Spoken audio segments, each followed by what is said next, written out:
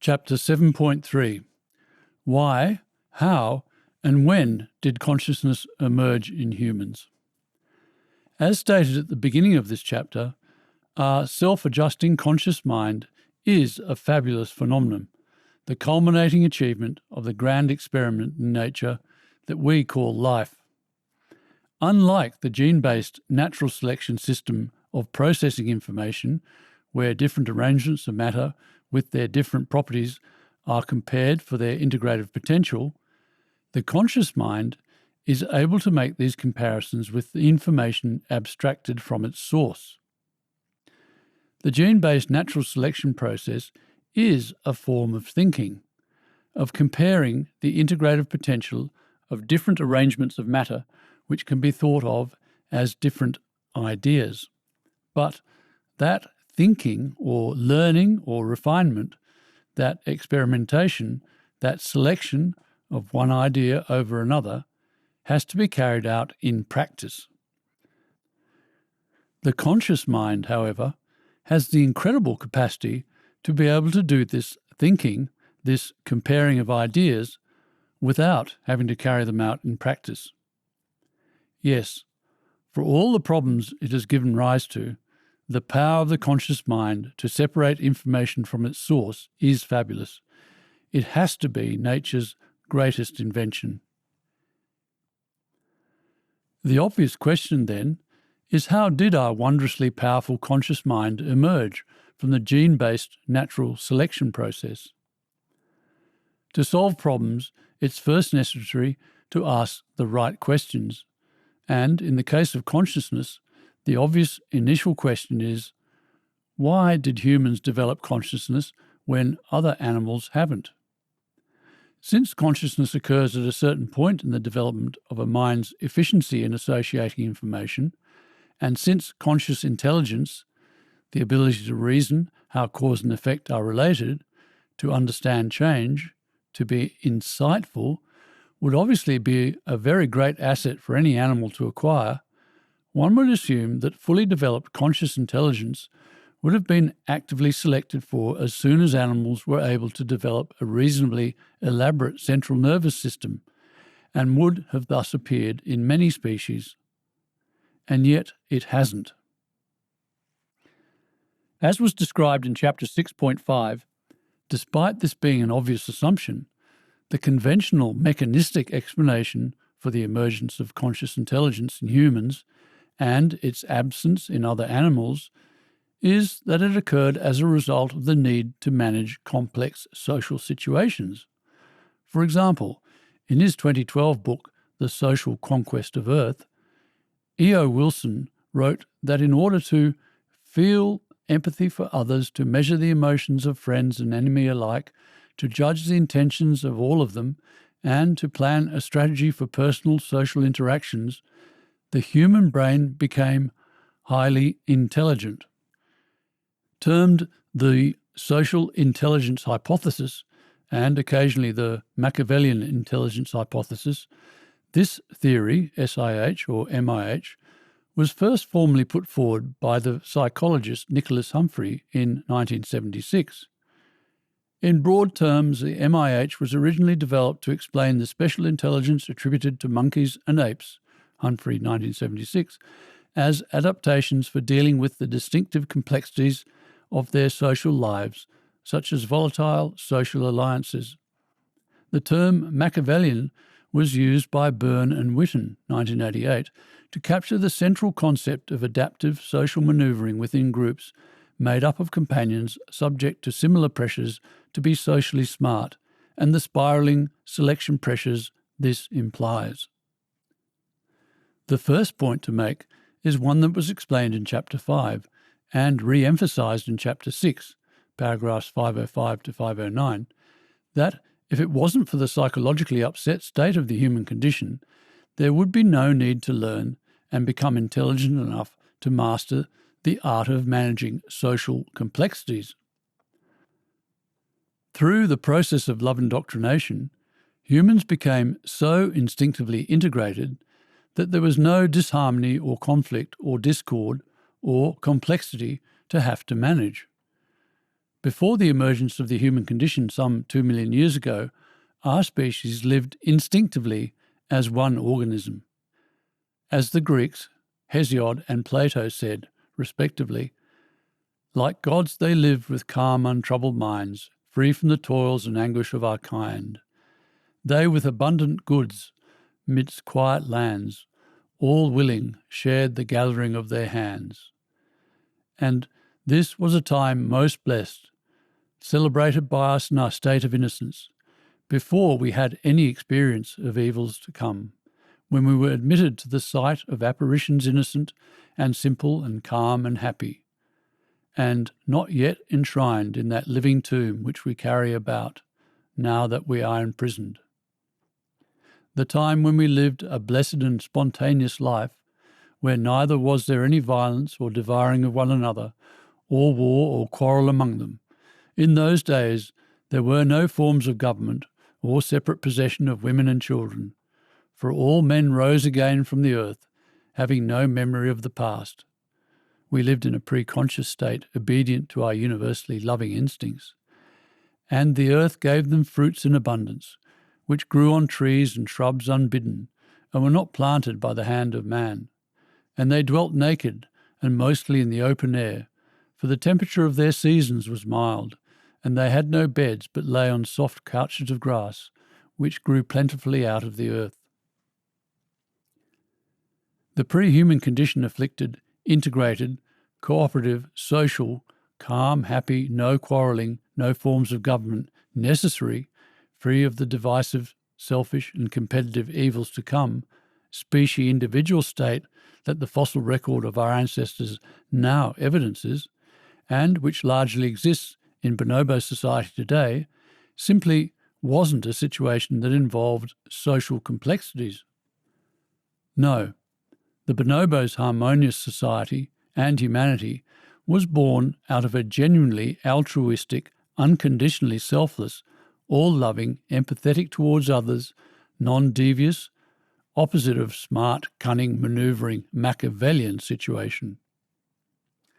However, coming back to the obvious question of why did humans develop conscious intelligence when other animals haven't, as I pointed out in paragraph 507, while the ability to solve social problems is an obvious benefit of having a conscious mind, all activities that animals have to undertake would benefit enormously from being able to understand cause and effect. So it is completely illogical to suggest that consciousness developed as a result of the need to manage extremely complex social situations. No, any sensible analysis of the question of the emergence of consciousness must be based on the question of what has prevented its development in other animals. Consciousness is such a powerful asset for an animal to acquire that something must have blocked its selection in other species.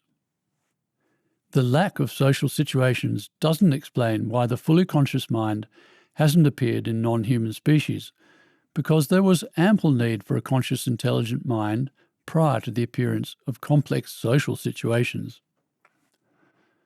And just a reminder that the source of all the quotes used can be found in the written version. It should also be pointed out that while most contemporary workers in animal cognition, particularly those working with primates, are enthusiastic about the social intelligence hypothesis, the hypothesis has at least two flaws that have actually been recognised by human condition avoiding mechanistic scientists. Firstly, research has shown that there isn't a correlation between more complex social groups and greater social learning, which you would expect if the reason for the long mother-infant association was to teach the skills needed to live in complex social groups. For instance, several phenomena have been identified for which the social intelligence hypothesis cannot account. Evidence of this sort has also accumulated in the literature on primate social intelligence. For example, a comparative analysis found that innovation, tool use, and the incidence of social learning in primates co-vary across species, and that the frequency of occurrence of social learning is not correlated with group size among primate species. The comparative analysis in question says that in regard to primates, social group size and social learning frequency are not correlated. Secondly, evidence that having to manage more complex social situations has not led to greater intelligence is also being furnished through mechanistic sciences studies of relative brain size, which is widely regarded as an indicator of greater intelligence, with research showing that highly social species such as meerkats and hyenas have not developed a larger brain in proportion to body size beyond that of less social species. No association exists between sociality and encephalization, brain size in proportion to body size, across carnivora, which includes meerkats and hyenas, and that support for sociality as a causal agent of encephalization increase disappears for this clade group. But rather than accepting these fundamental flaws and abandoning the SIH or MIH, a more sophisticated version of it was actually put forward in 1989 by the biologist Richard Alexander. This refinement, which became known as the Ecological Dominance Social Competition EDSC model, holds that the species must first somehow overcome or dominate its environment before the SIH or MIH can apply, arguing that as our hominin ancestors became increasingly able to master the traditional hostile forces of nature, selective pressures resulting from competition among conspecific companions became increasingly important, particularly in regard to social competencies. Given the precondition of competition among kin and reciprocity-based coalitions shared with chimpanzees, an autocatalytic, self-fueling, social arms race was initiated, which eventually resulted in the unusual collection of traits characteristic of the human species, such as an extraordinary collection of cognitive abilities. While it does not answer the obvious question of why all activities that animals have to manage wouldn't profit from a conscious intellect, this prerequisite of ecological dominance is meant to explain why other species in complex social situations haven't developed intelligence, apparently because they hadn't dominated their environment first. The concept of ecological dominance put forward by the EDSC model describes a supposed mastery of the environment, achieved, it says, through developments such as tool use, projectile weapons, and controlled use of fire that roughly coincided with the appearance of Homo erectus 1.8 million years ago. While it is true that conscious intelligence was increasing rapidly during the reign of Homo erectus, as will be revealed in Chapter 8.2, conscious intelligence first emerged in our ape ancestor prior to the emergence of the Australopithecines, who appeared some 4 million years ago, and so well before Homo. And further, the dramatic increase in intelligence evidence in Homo erectus was not a result of ecological dominance, but, as described throughout this book, a product of psychological factors, as has been the continual increase in conscious intelligence throughout the genus Homo. It is important to differentiate here that the ecological dominance described by the EDSC model is not the same ecologically dominant or beneficial situation our ape ancestors found themselves in when living in the ideal nursery conditions that allowed love indoctrination to develop, which, as was briefly described in Chapter 5.8, and as is about to be described in more detail, did have the side effect of liberating conscious intelligence.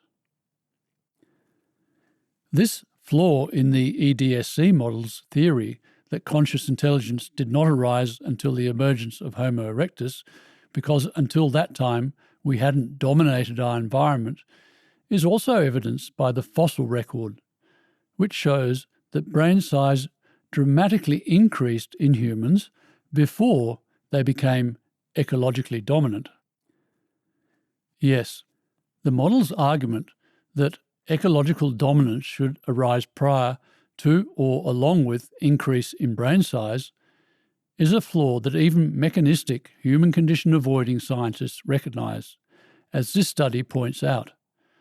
A great deal of encephalization, brain size relative to body size, occurred before humans were dominant. The EQ, encephalization quotient, of the first instance of Homo habilis, had already doubled relative to our nearest relatives today, chimpanzees, pan-troglodytes. These hominins were still largely foragers, scavengers, not yet organised hunters, and prey for more powerful predators. It certainly doesn't make sense that developments such as tool use, projectile weapons, and the controlled use of fire enabled us to become intelligent, because such advancements would have required conscious intelligence to both invent and subsequently manage. Something must have enabled consciousness to emerge, which then allowed us to become clever enough to invent and manage these early technologies. There are several other theories for how and why humans develop consciousness, including models based around the need to solve problems resulting from climate change, sexual selection for consciousness as an indicator of fitness, and the discovery of cooking. But without being able to acknowledge the human condition, they, as with the SIH or MIH or EDSC models, are unable to explain in a fully accountable way why consciousness is not a powerful, fitness-assisting asset for an animal to have in all situations, not just social situations. I should note here that there has been an attempt, using what is called the expensive brain hypothesis, to explain why consciousness has not been widely developed. This theory first equates brain size with intelligence, and then claims the reason intelligence has not evolved is because the high proportion of energy necessarily allocated to brain tissue may therefore constrain the response of natural selection to the beneficial impact of increased brain size on an animal's survival and or reproductive success.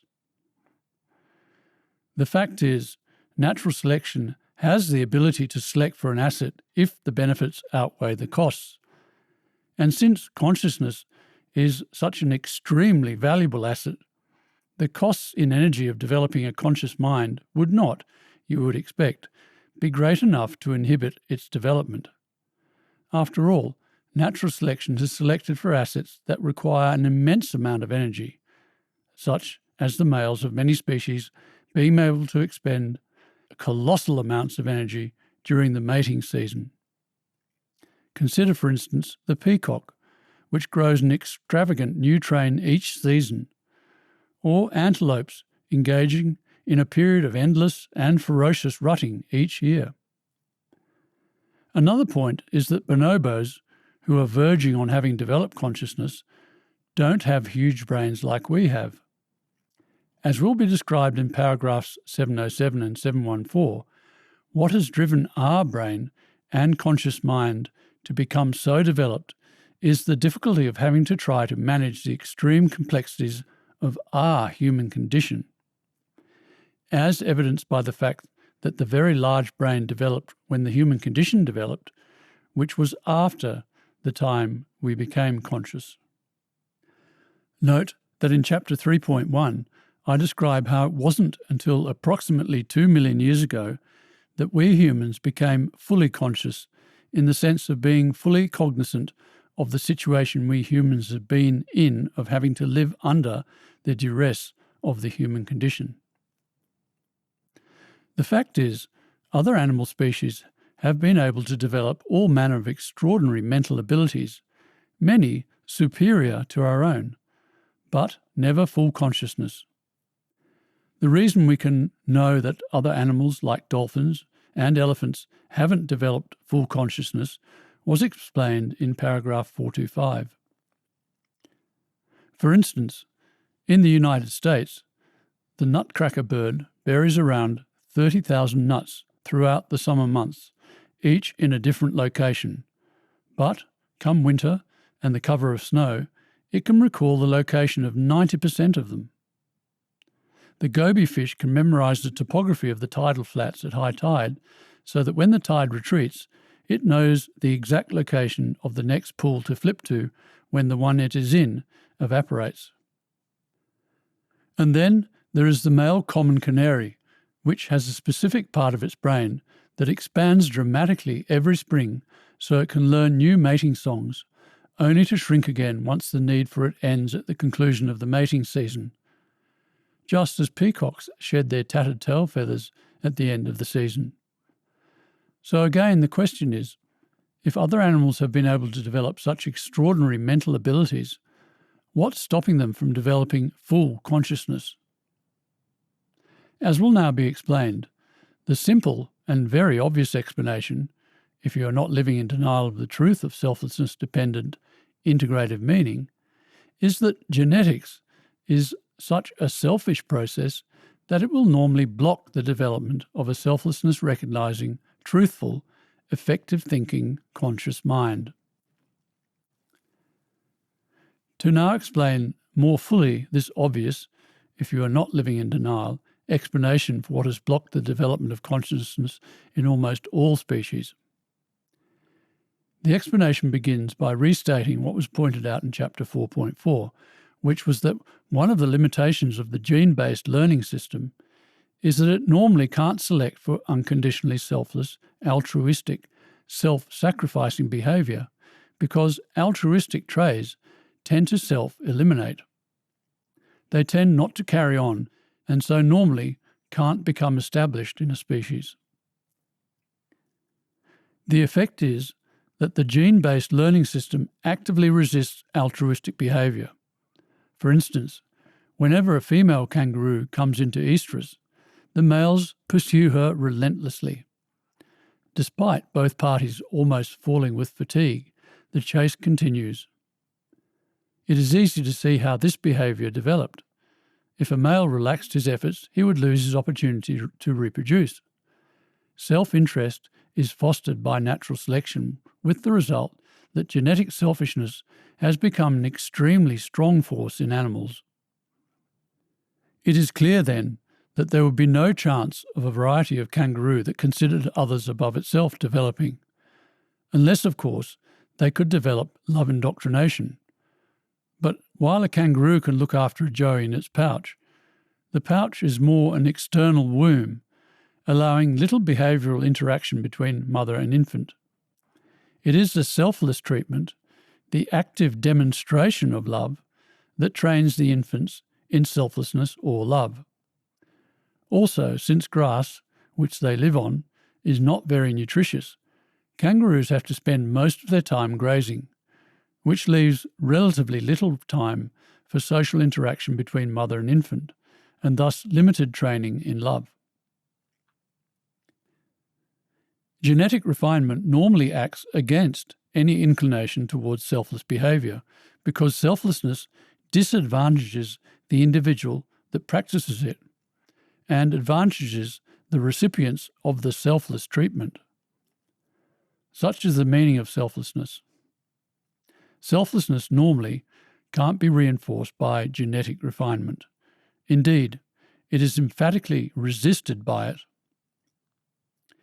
It follows then that in terms of the development of consciousness, the gene-based learning system or refinement system was, in effect, totally opposed to any altruistic, selfless thinking. In fact, genetic refinement developed blocks in the minds of animals to prevent the emergence of such thinking. And it is this block against truthful, selflessness-recognizing thinking in the minds of almost all animals that prevents them from becoming conscious of the true relationship or meaning of experience. To explain more fully how these blocks against selflessness-recognizing thinking developed, an example of how genes resist self-destructive behaviour will be helpful. In what are termed visual cliff experiments, newborn kittens are placed on a table, and while they will venture towards the edge, they won't allow themselves to go beyond the edge and fall. A sheet of glass is actually placed over the table to prevent them from accidentally slipping off the edge. But the point is, the glass is unnecessary because the kittens instinctively know not to travel beyond the table's edge. Presumably, this instinctive orientation against doing so evolved because any cat that did venture too close to a precipice invariably fell to its death, leaving only those that happened to have an instinctive block against such self-destructive practices. Natural selection or genetic refinement develops blocks in the mind against behaviour that doesn't tend to lead to the reproduction of the genes of the individuals who practice that behaviour. And so, just as surely as cats were eventually selected for their instinctive block against self-destruction, most animals have been selected with an instinctive block against selfless thinking, because such thinking also tends not to lead to the reproduction of the genes of the individuals who think that way. The effect of this block was to prevent the developing intellect from thinking truthfully and thus effectively. As pointed out, when integrative meaning was explained in Chapter 4, selflessness or love is the theme of existence, the essence of integration, the meaning of life. While the upset, alienated human race has learnt to live in denial of this truth of the selfless, loving, integrative meaning of existence, it is, in fact, an extremely obvious truth, and one that is deduced very quickly if you are able to think honestly about the world. We are, as mentioned, surrounded by integration.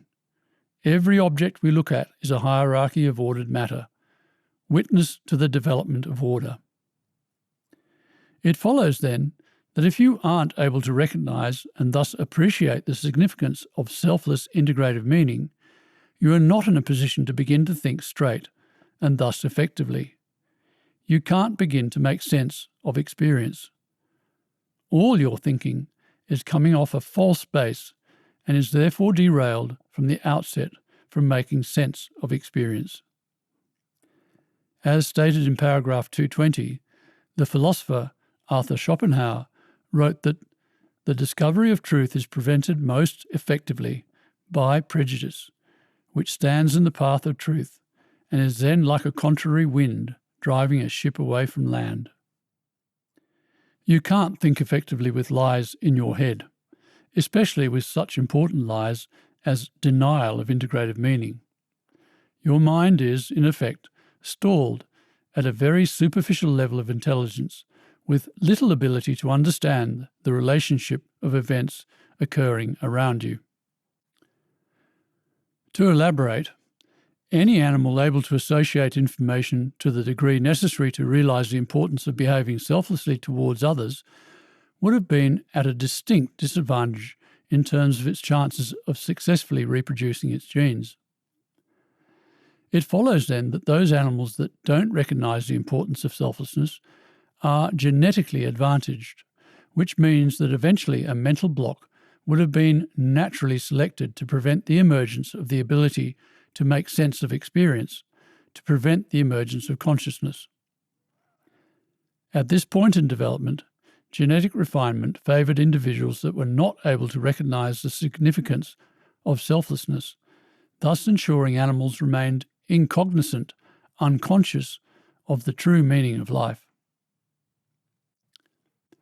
Having denied the truth of integrative meaning and the importance of selflessness, it is not easy for the alienated human race to appreciate that conscious thought depended on the ability to acknowledge the significance of selflessness or love or integrative meaning. However, our own human condition-induced mental block or alienation is, in fact, the perfect illustration of and parallel for this block in the minds of animals. Unable to think truthfully about the selfless, loving, integrative theme of existence, all our thinking has been coming off a false base, and, as a result, we too have been unable to think effectively. Alienation has rendered the human race almost stupid, incapable of deep, penetrating, meaningful thought. So when it comes to thinking truthfully, and thus soundly, humans are now almost as mentally incognizant as animals, a state of affairs that is parodied in the popular animated cartoon Wallace and Gromit. In the series, Wallace is a lonely, sad, alienated human figure whose dog, Gromit, is very much on an intellectual par with him in his world. Both wear the same blank, stupefied expression as together they muddle their way through life's adventures.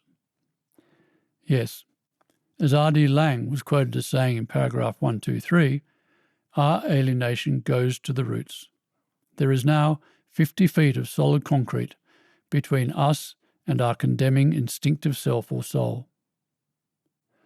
But to be alienated is to not know you are alienated, because if you did, you wouldn't be alienated. You wouldn't be blocking out the truth. All of which means it will be difficult to accept that humans are now almost as mentally incognizant as animals. So these further references to just how alienated we have become may help to reveal the extent of our alienation. Plato, that extraordinary denial-free thinking prophet, wrote that when the soul, our instinctive orientation to integrated meaning, uses the instrumentality of the body, uses the body's intellect with its preoccupation with denial of integrated meaning, for any inquiry, it is drawn away by the body into the realm of the variable and loses its way and becomes confused and dizzy, as though it were fuddled, drunk. But when it investigates by itself, free of intellectual denial, it passes into the realm of the pure and everlasting and immortal and changeless. And being of a kindred nature, when it is once independent and free from interference, consorts with it always and strays no longer, but remains in that realm of the absolute, integrated meaning, constant and invariable. He also wrote in The Republic that the capacity of a mind to see clearly is innate in each man's mind. We are born with an instinctive orientation to integrated meaning, and that the faculty by which he learns is like an eye which cannot be turned from darkness, the state of living in denial, to light, the denial-free truth, unless the whole body is turned. In the same way, the mind as a whole must be turned away from the world of change until it can bear to look straight at reality, and at the brightest of all realities, which is what we call the good, integrated meaning, or God. Yes, if the human race is to begin to think effectively, it has to stop living in denial of integrated meaning, the good. Otherwise, our species will stay in the situation where our collective mind, in perpetuity, loses its way and becomes confused and dizzy as though it were fuddled, drunk or stupid or alienated. While our capacity to see clearly is, as Plato said, innate, denial and its alienating effects came about through our own corrupting search for knowledge and through our encounter with the already upset human condition-afflicted, corrupt world. And just as this search for knowledge and our encounter with the upset world began at birth and continued throughout our lives, the extent of our insecurity about our corrupted state and associated blockout or alienation also increased throughout our lives, until eventually we were walking around free, in effect, of criticism, but totally inebriated in terms of our access to truth and meaning. So it follows that it was when humans were very young that they were most able to think truthfully. The famous psychoanalyst Sigmund Freud recognized this when he said, "What a distressing contrast there is between the radiant intelligence of the child and the feeble mentality of the average adult." Christ also recognized the mental integrity of the young when he said in the Bible, "You have hidden these things from the wise and learned, and revealed them to little children." Albert Einstein famously echoed these sentiments when he noted that every child is born a genius, while the philosopher Richard Buckminster Fuller acknowledged in 1966 that there is no such thing as genius. Some children are just less damaged than others. And in 1987, that all children are born geniuses. 9,999 out of every 10,000 are swiftly, inadvertently, de-geniused by grown-ups. R.D. Laing also observed that each child is a new beginning, a potential prophet, denial-free, truthful, effective thinker, and pointed out that children are not yet fools, but, by our treatment of them, we shall turn them into imbeciles like ourselves, with high IQs if possible. Many exceptionally creative people have also made statements to the effect that genius is the ability to think like a child.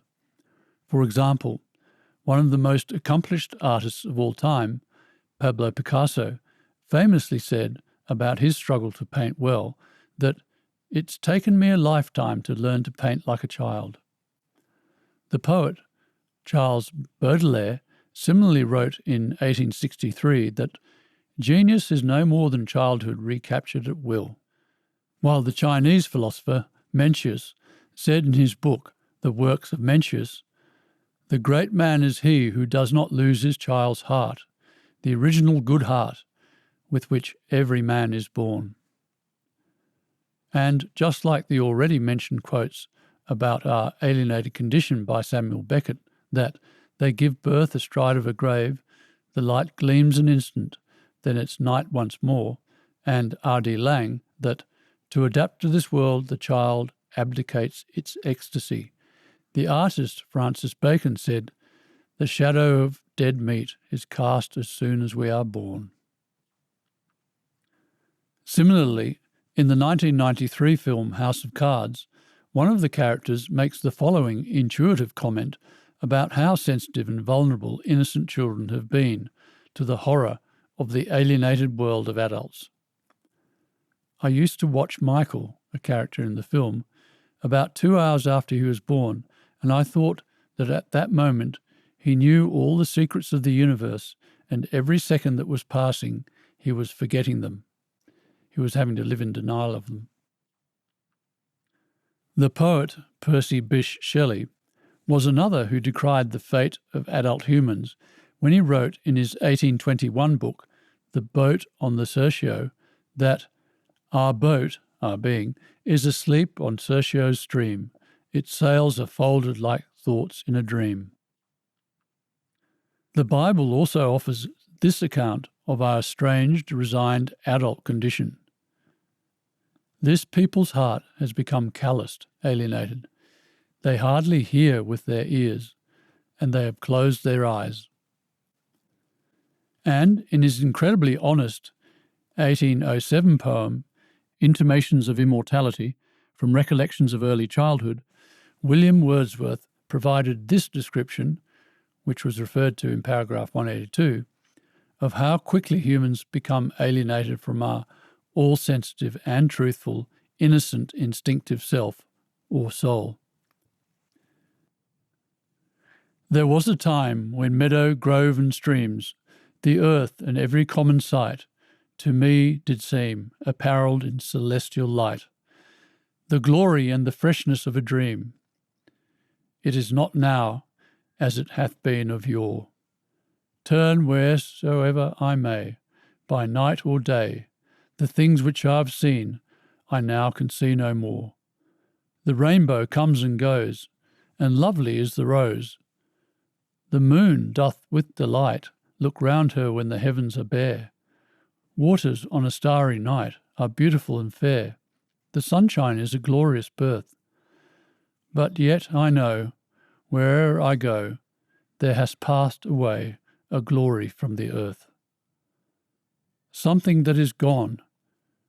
Whither is fled the visionary gleam? Where is it now, the glory in the dream? Our birth is but a sleep and a forgetting. The soul that rises with us, our life star, hath had elsewhere its setting, and cometh from afar, not in entire forgetfulness, and not in utter nakedness, but trailing clouds of glory do we come, from God who is our home. Heaven lies about us in our infancy. Shades of the prison house begin to close upon the growing boy. And by the vision splendid is on his way attended. At length the man perceives it die away and fade into the light of common day.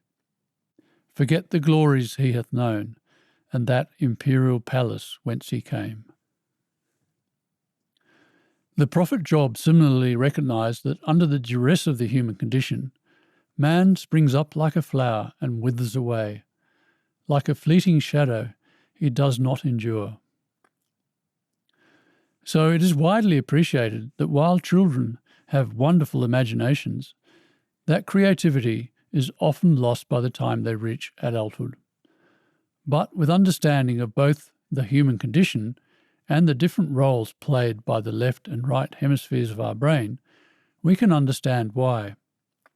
In the human brain, one hemisphere, the right, specialises in general pattern recognition, while the other specialises in specific sequence recognition. The right is lateral or creative or imaginative, while the left is vertical or logical or sequential. The right has even been described as intuitive, thoughtful, and subjective, and the left as logical, analytical, and objective.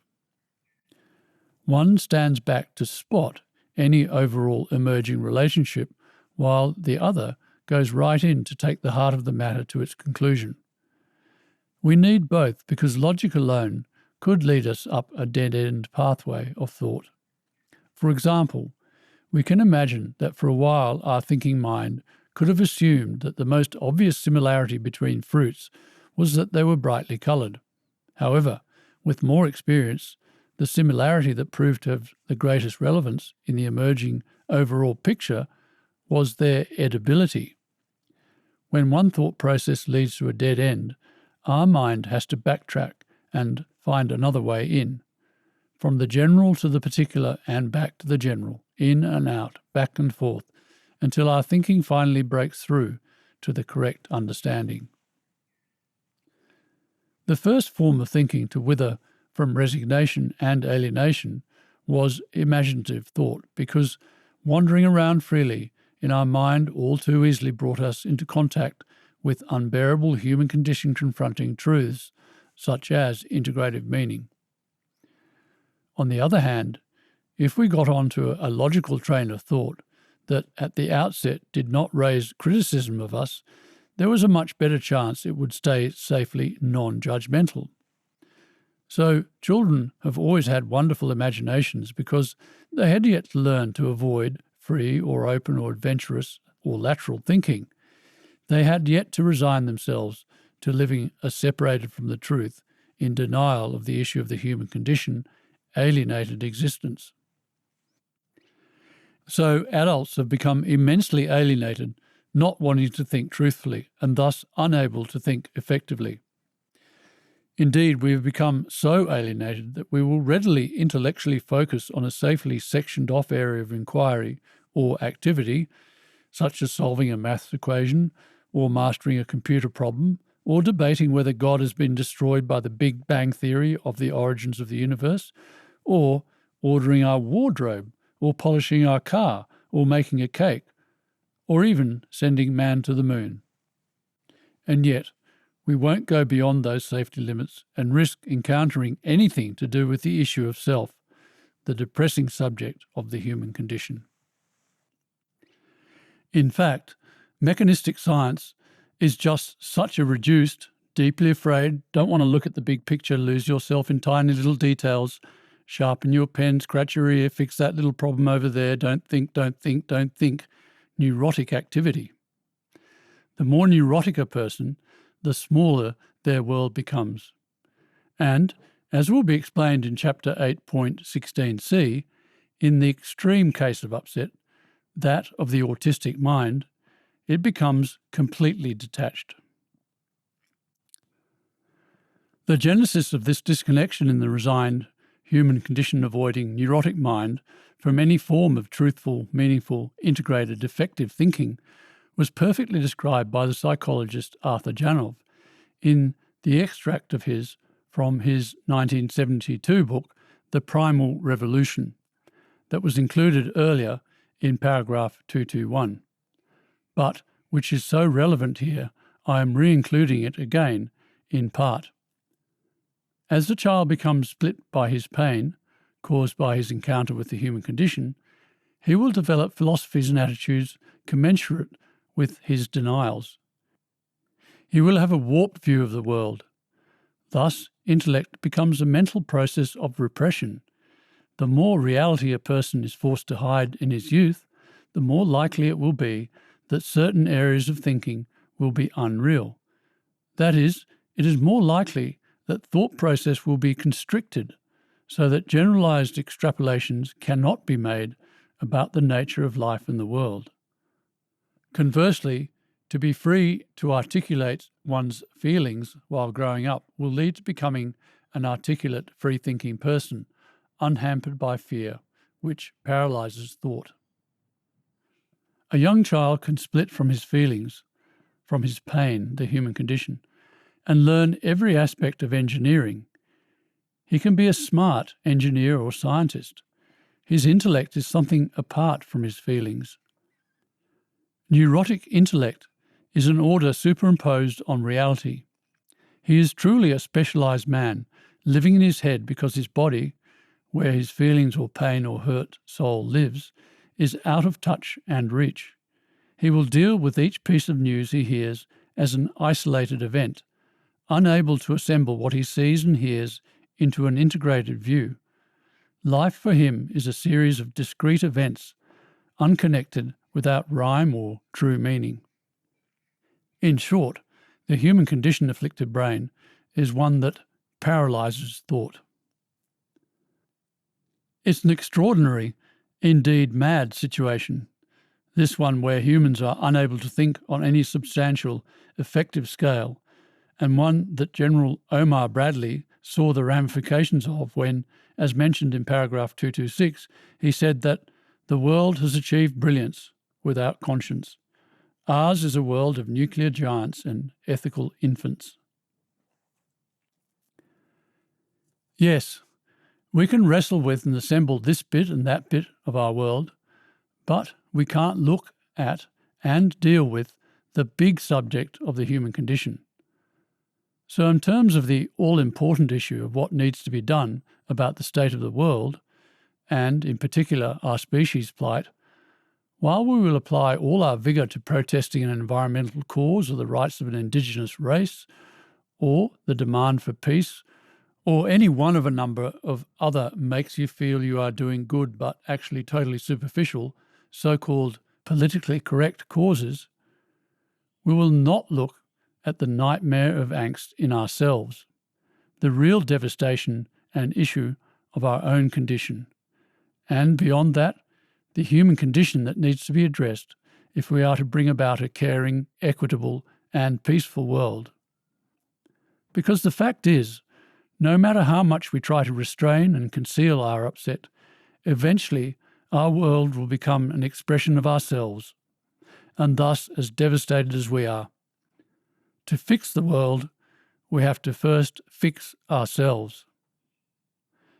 As will be made very clear in Chapter 8.16.0, the truth is that the main function of politically correct causes has been to allow upset humans to feel that they are doing good when they are actually avoiding what is required to make a positive difference, namely, confronting the issue of the human condition. Human life has been preoccupied with maintaining the many delusions and false ways of making us feel good about ourselves, and with all manner of escapisms from reality, rather than with the meaningful thinking and progressive actions we claim it is. In short, the human condition is the all-important issue that had to be looked at to free ourselves from our condition and truly bring peace to our world. And yet, it is the one issue we have refused to look at. As Carl Jung recognised, man everywhere is dangerously unaware of himself. We really know nothing about the nature of man, and unless we hurry up to get to know ourselves, we are in dangerous trouble. R.D. Laing also recognised this when he wrote that the requirement of the present, the failure of the past, is the same, to provide a thoroughly self-conscious and self-critical human account of man. The human condition is the proverbial elephant in our living rooms that we pretend not to see, the all-important issue that we assiduously practice denying. Included here below paragraph 688 is a drawing by Jeremy of a room filled to the brim with an elephant, titled The Human Condition. The examples are extremely escapist, extremely superficial, indeed extremely separated or alienated from any deep, meaningful, truthful, effective thinking are endless. But what all this alienation that now exists in the minds of adult humans shows is that the human mind has been twice alienated from the truth in its history. Once, when we were like other animals, instinctively blocked from recognizing the truth of selflessness, and again, in our present state in which we are terrified of the issue of our selfish and divisive human condition, and, as a result, are living a long way underground in Plato's dark cave of denial of the significance of the selfless, loving, integrative meaning of existence. Yes, other animals are unable to think truthfully and thus effectively because they can't recognize the truth of selflessness. And, under the duress of the human condition, we too have been incapable of effective thought because we haven't been able to recognize the truth of the selfless meaning of existence.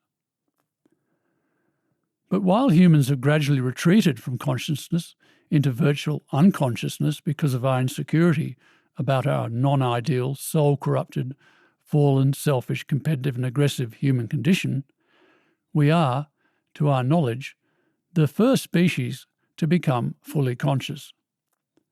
So the next question is, how were our ape ancestors able to overcome the block that exists in the minds of the great majority of animals and become capable of making sense of experience, become conscious? As mentioned in paragraph 511, all animals are trying to develop love indoctrination, and to what degree they have been able to develop it will dictate to what degree they have been able to develop at least a rudimentary level of consciousness. But no other existing species has developed full consciousness like humans have, and bonobos almost have. Understanding how the nurturing love indoctrination process was able to develop selfless moral instincts in our ape ancestors, and to some degree in some other primates today, allows us to answer this crucial question. Because the reason we were able to become fully conscious is that the nurturing of selfless instincts breached the block against thinking truthfully by superimposing a new, truthful, selflessness-recognizing mind over the older, effectively dishonest, selfless thinking blocked one. Since our ape ancestors could develop an awareness of cooperative, selfless, loving meaning, they, and by extension humans, were able to develop truthful, sound, effective thinking, and so acquired consciousness, the essential characteristic of mental infancy. To use a comparative example, chimpanzees are currently in a relatively early stage of mental infancy. They have the conscious mental powers of approximately a 2-year-old human and demonstrate rudimentary consciousness, in that they are beginning to relate information or reason effectively and make sufficient sense of experience to recognize that they are at the centre of the changing array of events they experience.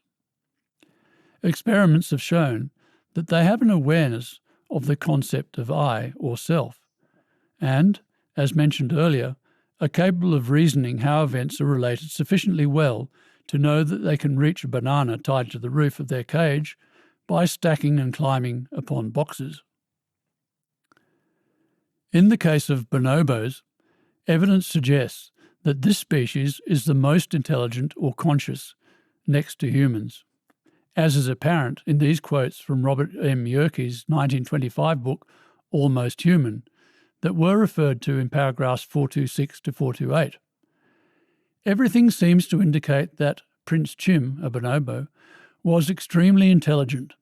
His surprising alertness and interest in things about him bore fruit in action, for he was constantly imitating the acts of his human companions and testing all objects. He rapidly profited by his experiences.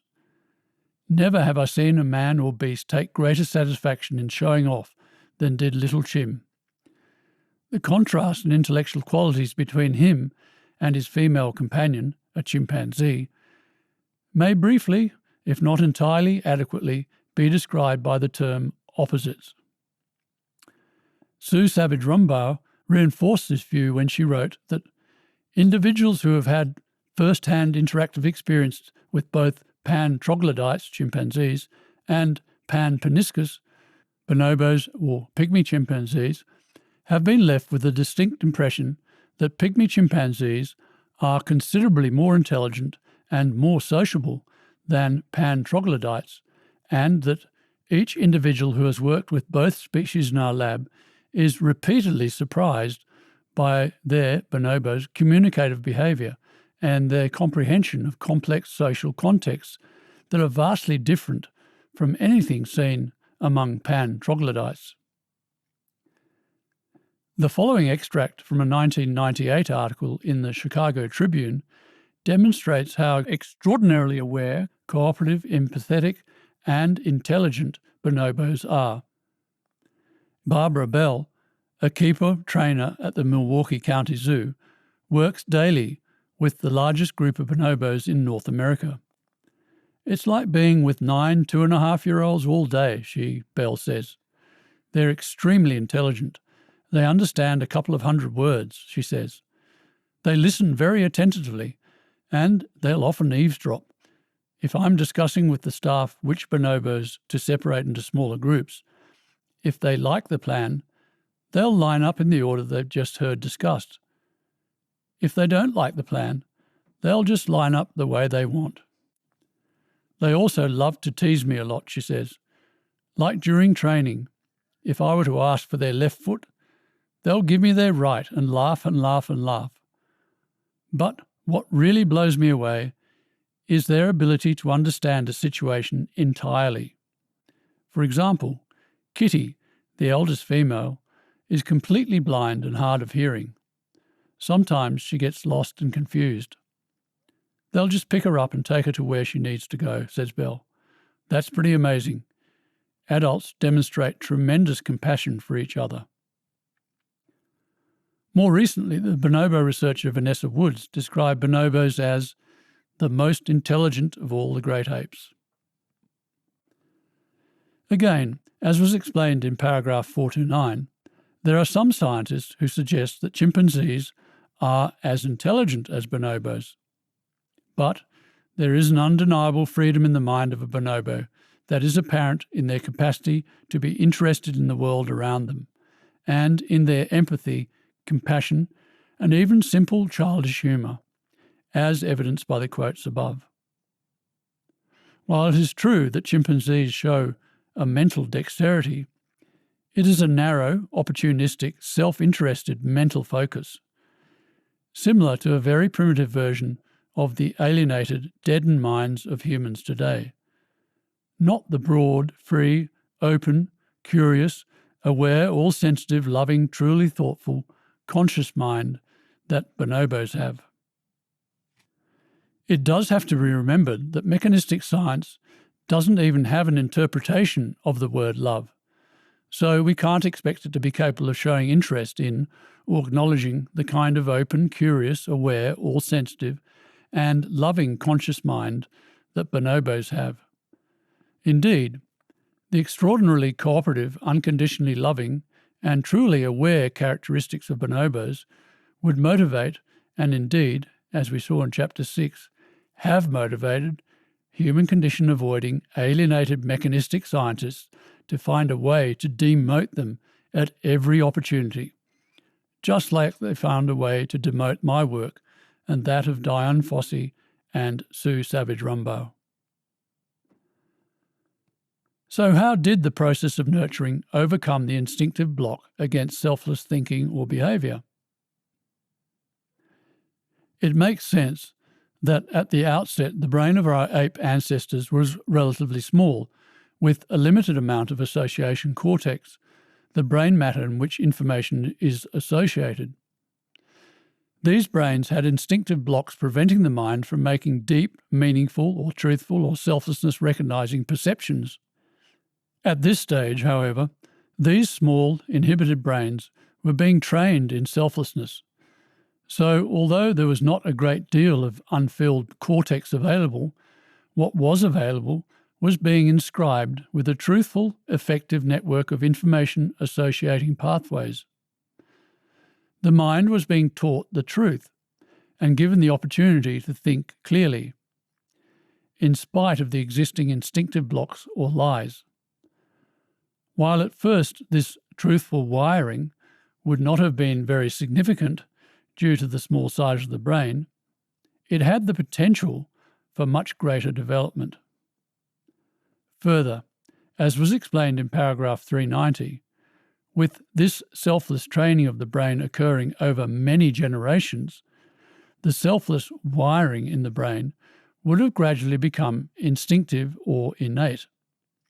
Genes would inevitably follow and reinforce any development process.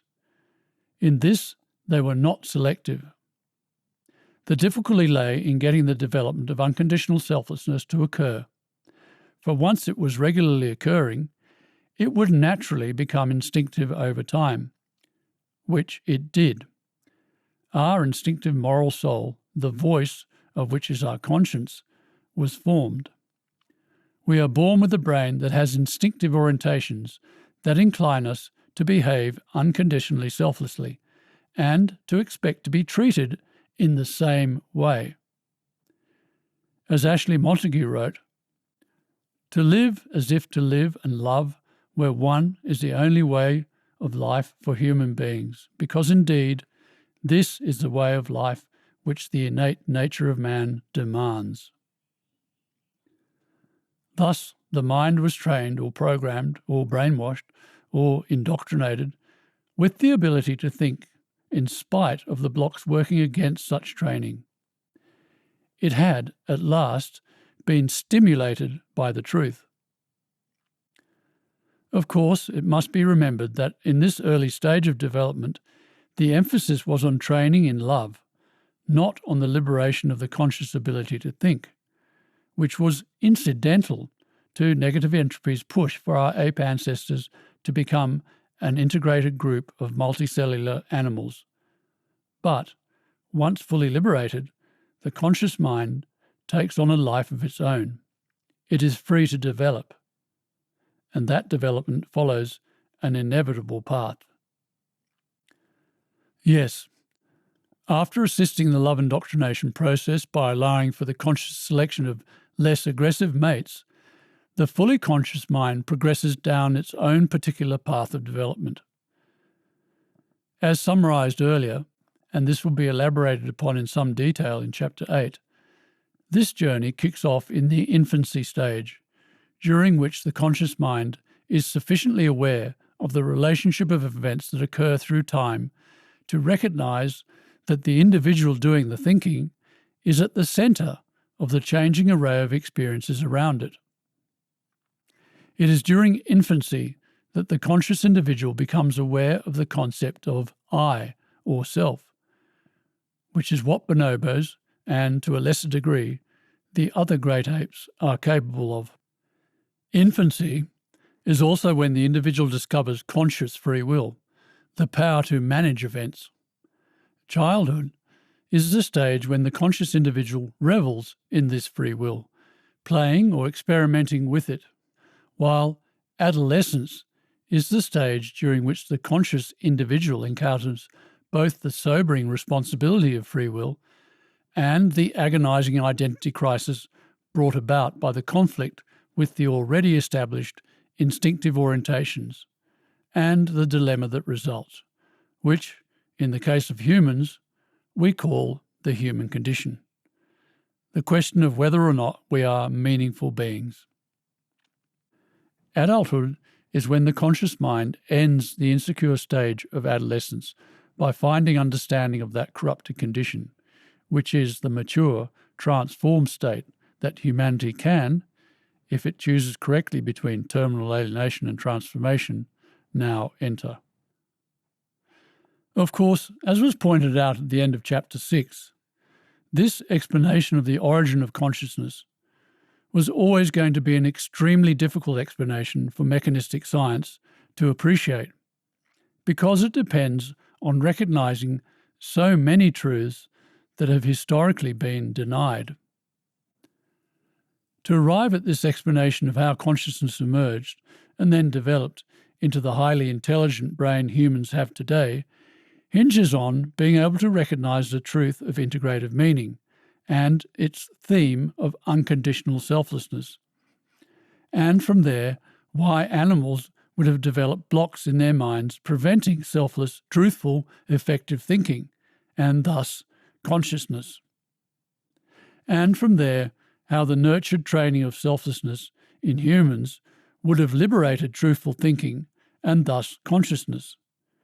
And from there, how the emergence of consciousness would have led to a terrible battle with our instinctive self. And from there, how the psychological upset that resulted from the battle would have demanded a more developed, intelligent, bigger brain in order to find understanding of why we had become divisively behaved.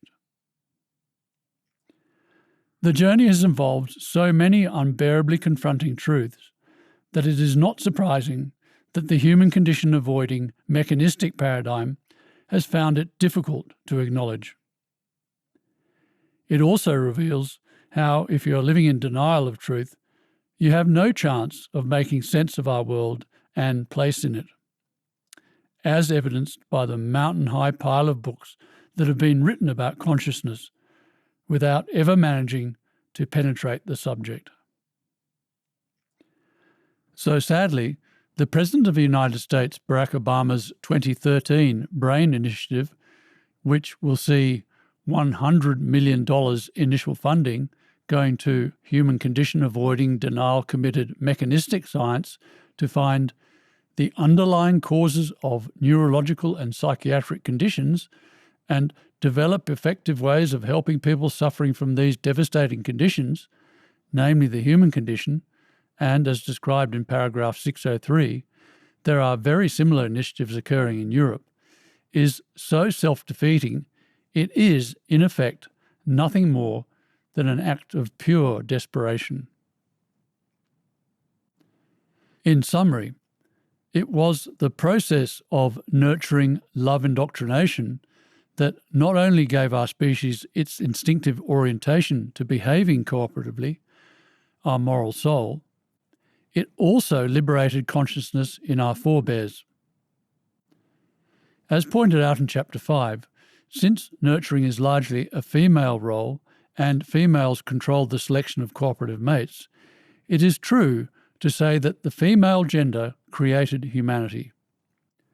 Throughout humanity's infancy and childhood, a period of time that, as will be explained in the next chapter, lasted from some 12 to 2 million years ago, nurturing played the most important role in the group. It was a matriarchal society in which males had to support this focus on nurturing and protect the group from external threats.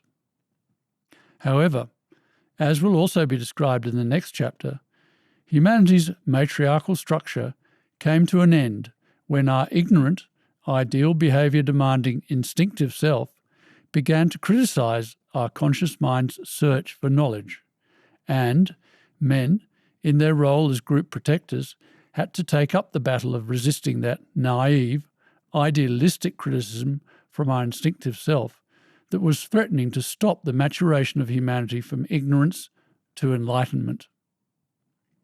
At this point, the patriarchal society that has existed for the last 2 million years came into being. What now needs to be presented is a description of all the psychological stages that our conscious mind progressed through in that heroic journey from ignorance to enlightenment. A more complete description of the nature and origins of consciousness can be found in Freedom Expanded at www.humancondition.com/freedom-expanded-consciousness.